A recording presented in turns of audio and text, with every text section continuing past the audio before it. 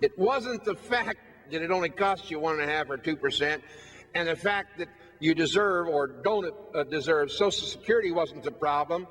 It was a contract, people. And as soon as the white people in this country signed their lives, liberties, and properties over to the federal government through the 1938 Social Security Tax Act, it was over and done.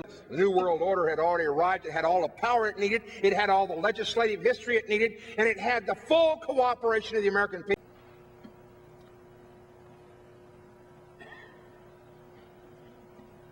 As to whether liberty is worth dying for, I'm not sure there's enough Americans that are committed or even understand what it is.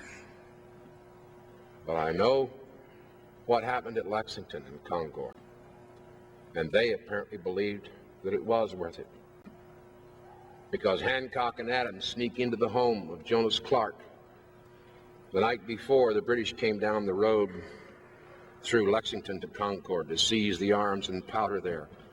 And they snuck into Pastor Clark's house because they wanted a couple of questions answered. Will they stand? Do they know their Christian duty?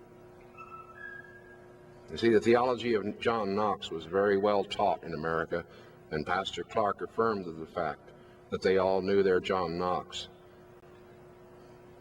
And Knox very simply said, no Christian can engage in aggressive warfare. The only kind of warfare in which a Christian can engage is in defense of a just cause, and then only after his blood has been shed. The next morning, the British come marching down the road to Concord, and the 70-odd men stood there on the green at Lexington. The history books don't often tell you this, but it was the green in front of the Lexington Congregational Church. And the commander of the Grenadiers ordered them to disperse. And they did not. And they all stood there with their weapons at ease. 3 times he ordered them to disperse. Then he ordered his men to assume the position, and they cut him down. Our fathers then returned one volley and retired from the field. And to this day, the historians don't understand why that happened. I've never seen a Hollywood portrayal of that event that can tell you why it happened.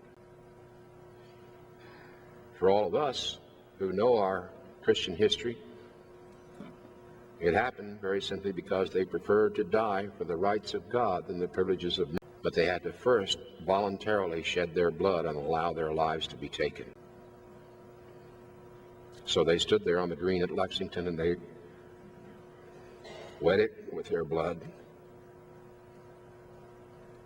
and gave up their life. And a woman standing by Pastor Clark as he watched from across the road.